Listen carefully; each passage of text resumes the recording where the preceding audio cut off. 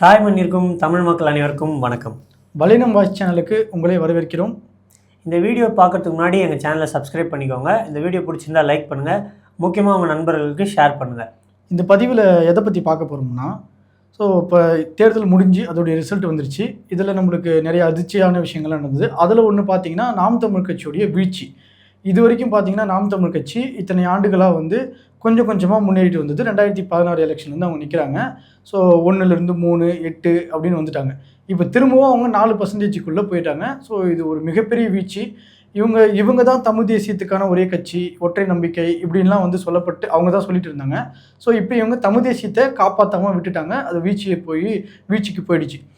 இது எதனால் நடந்தது, இதுக்கான காரணங்கள் என்னென்ன, அதை பற்றி தான் இந்த வீடியோவில் நம்ம அலசி ஆராய போகிறோம். இதுக்கு ஒரு கட்சி மொத்தமாக காரணன்றது மாதிரி இல்லை, நான் அப்படி சொல்ல வரல. தலைமையும் அதில் முக்கியமாக ஒரு நபர் நம்பர் 1 யூடியூப் சேனல் வச்சுருக்காரு. தமிழ் தேசிய அரசியல்லே நம்பர் 1 யூடியூப் சேனல்னு சொல்லிட்டு இருக்காரு. மாநில கொள்கை பரப்பு செயலாளர் உங்கள் எல்லாருக்கும் தெரிஞ்சிருக்கும். நாம் தமிழ் கட்சியுடைய மாநில கொள்கை பரப்பு செயலாளர் அவரும் ஒரு முக்கிய காரணம் இந்த வீழ்ச்சிக்கு. அது என்னென்ன மாதிரியான காரணங்கள், அது எல்லாத்தையும் பற்றி தான் நம்ம இந்த வீடியோ முழுக்க பார்க்க போகிறோம். உங்களுக்கு என்னென்ன காரணம்லாம் தோணுது? இப்போ இது முக்கியமாக பார்த்தீங்கன்னா, இப்போ நாம் தமிழ் கட்சியோடைய பிரச்சாரங்கள் இதெல்லாம் நீங்கள் ஆரம்பத்தில் தேர்தல் நேரத்தில் 2016லேருந்து பார்த்தீங்கன்னா, பிரதானமாக அவங்க திமுக எதிர்ப்பை கையில் எடுப்பாங்க. திராவிட எதிர்ப்பு. ரெண்டாவது இருக்கிற எல்லா கட்சியுமே தான் அவங்க எதிர்ப்பாங்க. ஆட்சியில் இது வரைக்கும் செஞ்ச எல்லாருமே ஊழல்வாதிகள், லஞ்சத்தை அதிகரித்தவர்கள், அவங்க எல்லாமே போதை கல்ச்சரை வளர்த்தவங்க. அந்த மாதிரி எல்லாத்துக்குமே அவங்க என்ன பண்ணுவாங்க, எதிர்ப்பாங்க. இவங்க ஒரு மாற்றத்துக்கான ஒரு ஆளாக முன்னிறுத்தி அரசியல் செய்வாங்க. இதுதான் அவங்களுடைய ஸ்ட்ராட்டஜியாக இருந்தது. 2021 வரைக்கும். இதில் பார்த்தீங்கன்னா என்னன்னா, ஒவ்வொரு எலெக்ஷன்லையும் மக்கள் என்ன பண்ணுவாங்க, தமிழ் தேசியத்துக்கு புரிதல் இருக்கிறவங்களும் ஓட்டு போடுவாங்க. ஒரு மாற்றம் தேவை அடுத்த அரசியல் அப்படின்னும் போது அவங்களும் ஓட்டு போடுவாங்க. ஒரு மாற்றத்துக்கானவங்களும் ஓட்டு போடுவாங்க, தமிழ் தேசியமும் வாதிகளும் ஓட்டு போடுவாங்க. இப்படி தான் அவங்களுடைய அந்த ஓட்டோடைய பர்சன்டேஜ் இன்க்ரீஸ் ஆகிட்டு வந்துச்சு. இப்போது இந்த எலெக்ஷனில் அந்த ஸ்ட்ராட்டஜி அவங்க ஃபாலோ பண்ணாங்கன்னு பார்த்தீங்கன்னா கிடையாது. இதை நீங்கள் நல்லா கவனிச்சிருப்பீங்க, மக்களும் கவனிச்சிருப்பாங்க. இந்த விஜய் தாவேகா கட்சி ஆரம்பித்து வந்ததுக்கப்புறம் இவங்க விஜய் கூட கூட்டணி போகிறது அவங்களுடைய தனிப்பட்ட கட்சியோடைய நடந்தது. இப்போ வெளியிலிருந்து தமிழ் தேசியவாதிகள் சில பேர் சொல்லியிருக்கலாம் கட்சிக்கு கூட்டணி போகலாம் அப்படின்ட்டு. கூட்டணி பேச்சுவார்த்தை கூட நடந்தது. அதில் ஒரு முடிவு அவங்களுக்கு எட்டலை.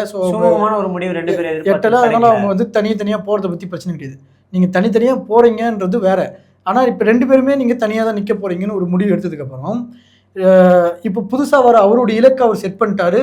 என்னுடைய அரசியல் எதிரி, பிரதான எதிரி டிஎம்கே, கொள்கை எதிரி பாஜக, இந்துத்துவ அரசியல் அப்படின்ட்டு ஒரு நரேட்டிவ் செட் பண்ணி அதோடைய பிரச்சாரத்தை அவர் முன்னெடுத்தார்.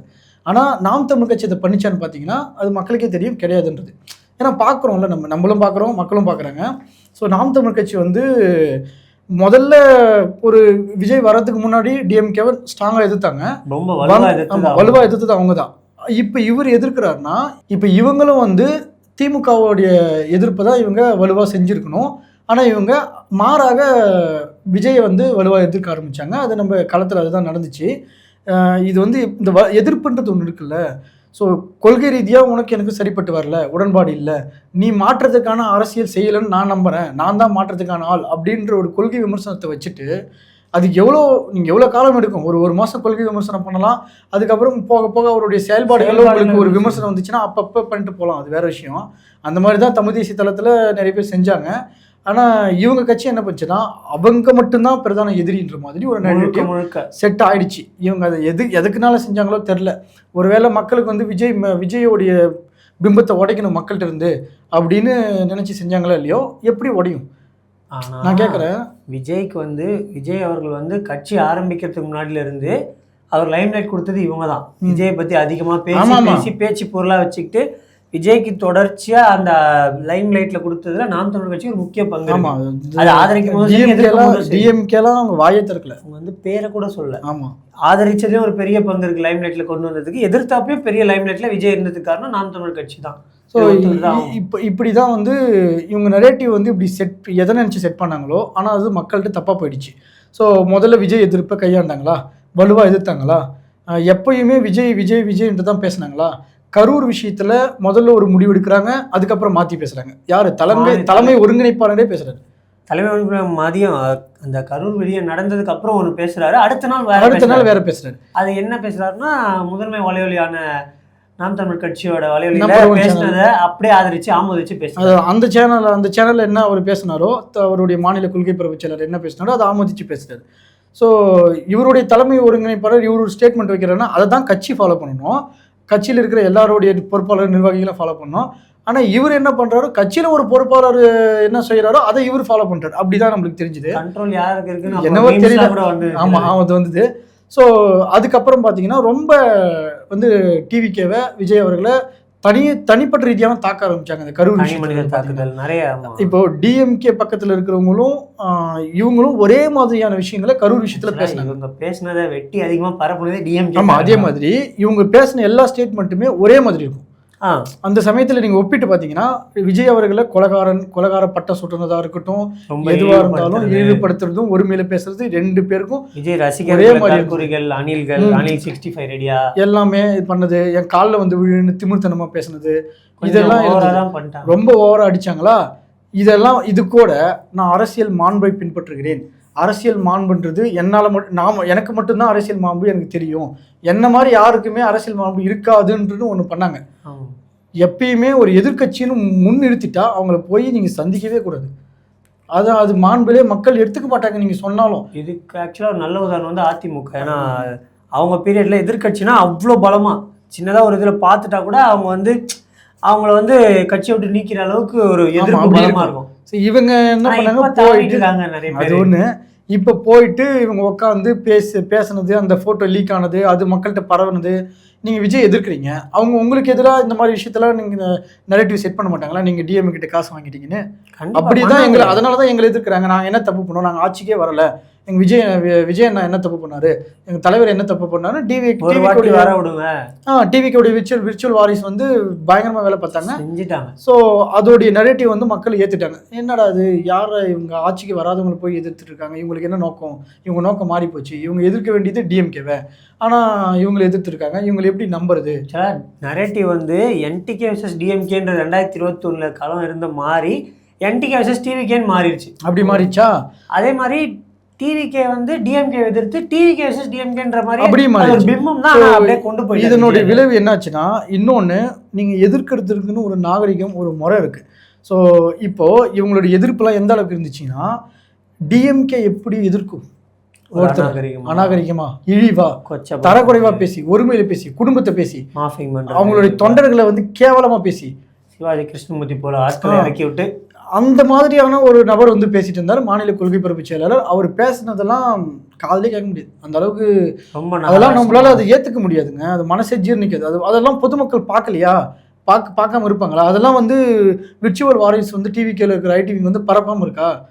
அதிகமாக பரப்புனதே அவங்க தான் பரப்பி அதுவும் ஒரு மாதிரி மக்கள் மத்தியில் என்ன வராத ஆட்கள், இதுவரையும் ஆட்சிக்கே வராதவர் இவ்வளோ எதிர்க்கிறாங்க எல்லாரும் சேர்ந்து. ஸோ நம்பகத்தன்மை உடஞ்சிருச்சு. ஸோ என்ன இது நடந்தது. இன்னொன்று, இதெல்லாம் நடக்க இப்படி நடக்கும்போது வந்து விமர்சனமும் உங்கள் மேலே வைக்கப்படும்.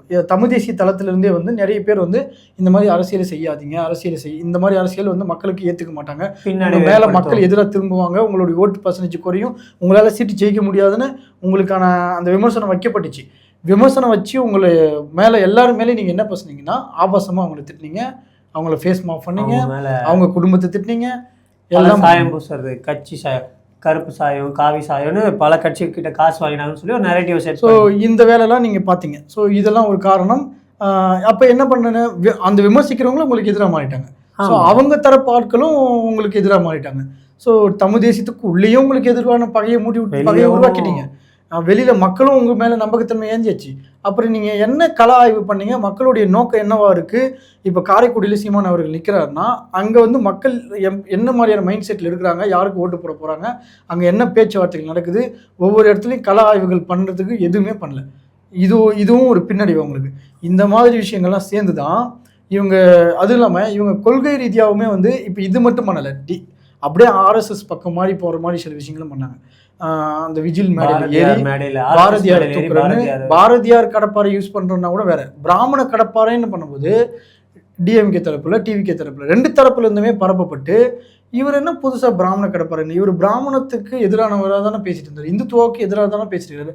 அது சங்கி மேடை, அது விஜில் மேடை வந்து சங் பரிவாரோட மேடை. அந்த மேடையில் இவருக்கு என்ன வேலை, இதெல்லாம் மக்களுக்கு எழும் கேள்விலாம். அந்த முதல்ல போயிட்டு முதல்வர் ஸ்டாலின் அவர்களை சந்தித்தது, அதுக்கப்புறம் ஆர்எஸ்எஸ் மேடையில ஏறினது, அதுக்கப்புறம் காஞ்சி மடத்துக்கு போக, அதுக்கு சங்கர மடத்துக்கு சம்பந்தப்பட்ட கோயில் போய், இதெல்லாம் அதிகமான ஹேட்டை சம்பாதிச்சு. ஆமா, இது எல்லாமே நம்பகத்தன்மை உடஞ்சிச்சு, உங்க மேல வெறுப்பு ஆகி போட்டாங்க, அவ்வளவுதான். இதுக்கு மேல இவங்களுக்கு ஓட்டு எப்படி போடுவாங்க?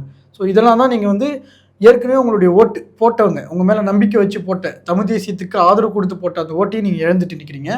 ஸோ இந்த தவறுகளை நீங்கள் வருங்காலத்தில் இந்த மாதிரி திருத்திக்கல. முதல்ல ஒரு விஷயம் புரிஞ்சுக்கங்க, உங்கள் மேலே வந்து விமர்சனம் வைக்கிறாங்கன்னா அந்த விமர்சனத்தை நீங்கள் அதை அனலைஸ் பண்ணணும். சரியான விமர்சனமா, தவறான விமர்சனமா, இவங்க உண்மையிலேயே மக்களுடைய மனநிலை அப்படி இருக்கா, அப்படி தான் மக்கள் பார்க்குறாங்களான்னு விமர்சனம் வைக்கிறவங்கள எடுத்த உடனே அப்படி அவங்கள ஆபாசமாக பேசி அவங்கள நம்மளுக்கு பகையாக்குறது இல்லை. இவ்வளோ நாள் உங்களை ஆதரிச்சவங்க உங்களை விமர்சிக்கிறாங்கன்னா அந்த விமர்சனத்தை அனலைஸ் பண்ணி சரியாக தான் ஏற்றுக்குங்க. இப்போ ஒத்துக்கிறீங்க. இப்போ கூட நான் வந்து என்டிகேவுடைய ஐடிவிங்கள நிறைய பேர் இந்த தான் நம்ம காரணம், மாநில கொள்கை பரப்பு செயலாளரும் அது மட்டும் இல்லாமல் ஐடிவிங் தலைவர் பிரமலையாரும் இவங்க தான் காரணம். இவங்க ஆமாம், இதில் வந்து உள்ளுக்குள்ளேயே அந்த முரண்பாடு வர ஆரம்பிச்சிச்சு. இந்த தவறெல்லாம் சீமான் அவர்கள் சரி பண்ணணும், இந்த தவறெல்லாம் நாம் தமிழ் கட்சி சரி பண்ணணும் அப்படின்றது வந்து நம்ம பார்க்குறோம், பரவலாக அது போயிட்டுருக்குன்னு. ஸோ இதுக்கு மேலேயாவது அவங்க சரி பண்ணிட்டா அவங்களுக்கு நல்லது.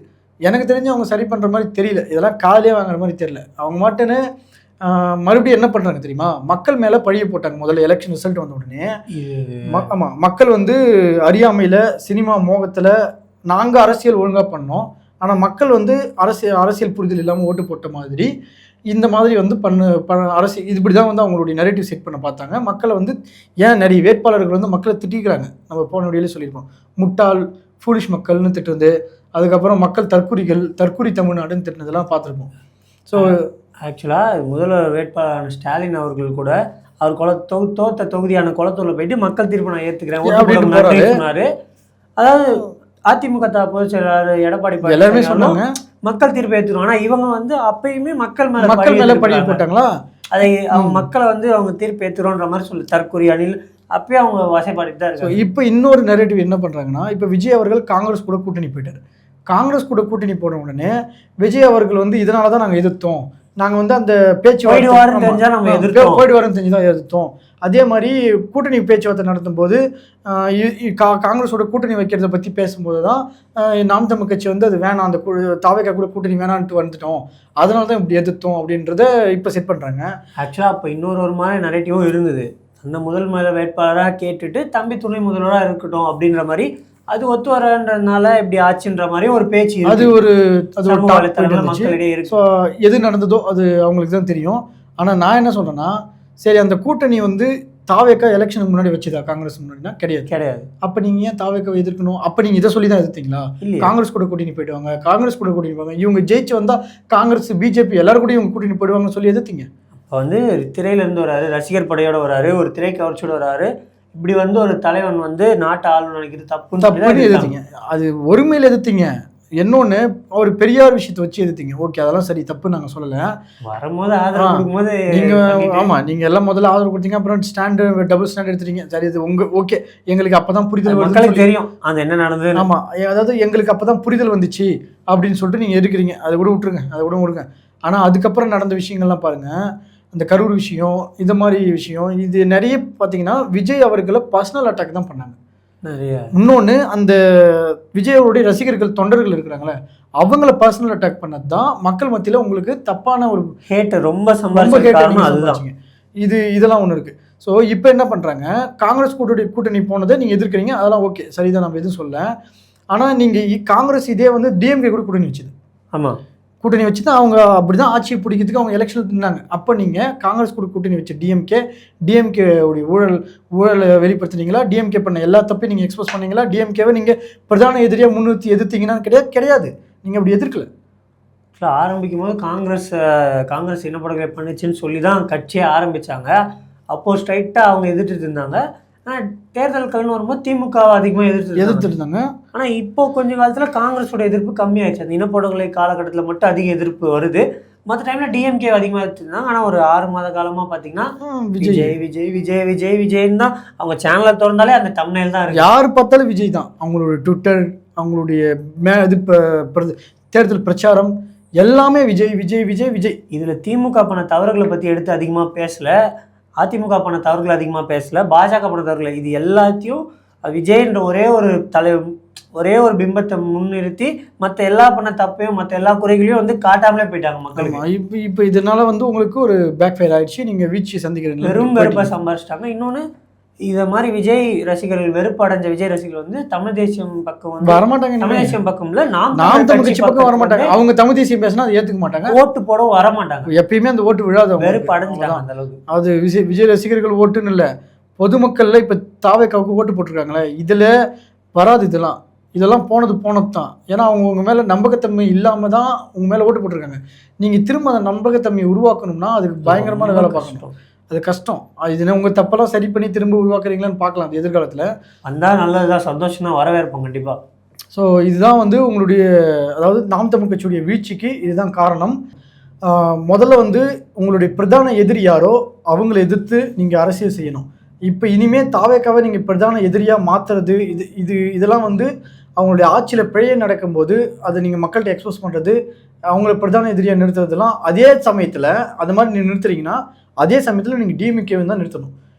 ஸோ இவங்க யாருமே பாருங்கள், டிஎம்கே தப்பு பண்ணாங்க, அடுத்தது தாவேக்காவும் வந்து தப்பு பண்ணுது, நாங்கள் வந்தால் மட்டும்தான் உங்களுக்கு நல்லது பண்ணுன்ற நரேட்டிவ் தான் நீங்கள் செட் பண்ணி ஆகணும். இன்னொன்று, உங்களுடைய தலைமை இருக்குல்ல, தலைமையில் இருக்கிறவங்களுடைய உங்களுடைய தவறுகளை உணர்ந்து நீங்கள் சரி பண்ணணும். ஐடிவிங்களை பிறமொழியாளரை போடுறது, அதுக்கப்புறம் எப்படி கட்டற்ற சுதந்திரம், ஐடிவிங்க வன்ம பாசறையாக மாற்றினது, அளவற்ற சுதந்திரம் கொடுக்குறது. அளவற்ற சுதந்திரம் வந்து உங்களுடைய அந்த மாநில கொள்கை பரப்பு செயலருக்கு கொடுத்துருக்கீங்க. ஒரு கட்டுப்பாடு வரையறைக்குள்ளே இல்லை. அவர் அநாகரிகமாக இழிவாக பேசுகிறாரு, ஒருமையில் பேசுகிறாரு. இந்த மாதிரியான பேச்சுக்கள் வந்து மக்கள்கிட்ட நாம் தமிழ் கட்சி மீது இருக்கிற நன்மதிப்பை குறையும்னு உங்களுக்கு தெரியாதா? தலைமை அவருக்கு தெரியாதா? ஆக்சுவலாக தமிழ் தேசியம் பேசுனா நாகரிகமாக பேசுவாங்க, எல்லாரும் மரியாதை கொடுப்பாங்கன்னு தெரிஞ்சுதான் மக்கள் இவங்க பக்கமே அதிகமாக வந்தாங்க. ஆனால் இப்போ நீங்கள் தான் அதிகமாக வன்மமாக பேசுறது, வசைப்பாடுறது அதிகமானதுனால தான் மக்கள் உங்களை வந்து பெரிய அளவில் எதிர்க்கிறதுக்கு காரணம், ஒதுக்கிறதுக்கு காரணமும் நாங்கள் பார்க்குறோம். ஸோ இதுதான் முன்வைக்கிறது நாம் தமிழ் கட்சியோடைய வீழ்ச்சிக்கு என்னென்னு எங்கள் தரப்புலேருந்து சொல்லுது. இப்போது இதெல்லாம் முன்னாடியே சொல்லப்பட்டுச்சு தான், ஆனால் அந்த விமர்சனத்தை நீங்கள் ஏற்றுக்கலை. நீங்கள் அவங்க மேலே ஆபாசத்தையும் ஆனால் அது அவதூறியும் தான் நீங்கள் வீசினீங்க. ஸோ இதுலேயும் நீங்கள் இதுக்கு மேலேயும் நீங்கள் அப்படி தான் பண்ணுவீங்க அப்படின்னா அதுக்கு ஒன்றும் பண்ண முடியாது. நீங்கள் உங்களுடைய வீழ்ச்சியை இன்னமும் தான் நீங்கள் கொண்டு போகிறீங்கன்னு அர்த்தம். ஸோ அவ்வளோதான், நம்ம சொல்ல வேண்டியதை சொல்லிட்டோம். இனிமேல் அவங்க தான் வந்து அவங்களோட திருத்திக்கிறாங்களான்றதை பார்ப்போம். ஆக்சுவலாக விஜய் வந்து காங்கிரஸ் கூட கூட்டணி வைக்கிறதுல நாங்களுமே தமிழ் தேசியவாதிகளாக கடுமையாக எதிர்க்கிறோம்.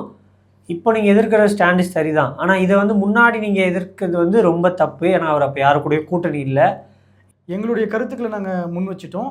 ஸோ பார்க்குற மக்கள் வந்து உங்களுடைய கருத்துக்கள் ஏதாவது சொல்லணும்னா அதை கமெண்ட்டில் பண்ணுங்கள். முக்கியமாக எங்கள் சேனலை சப்ஸ்கிரைப் பண்ணிக்கோங்க. இந்த வீடியோஸ் பிடிச்சிருந்தா உங்கள் நண்பர்களுக்கும் பகிருங்க. அது மாதிரி லைக் பண்ணுங்கள். ஸோ நன்றி.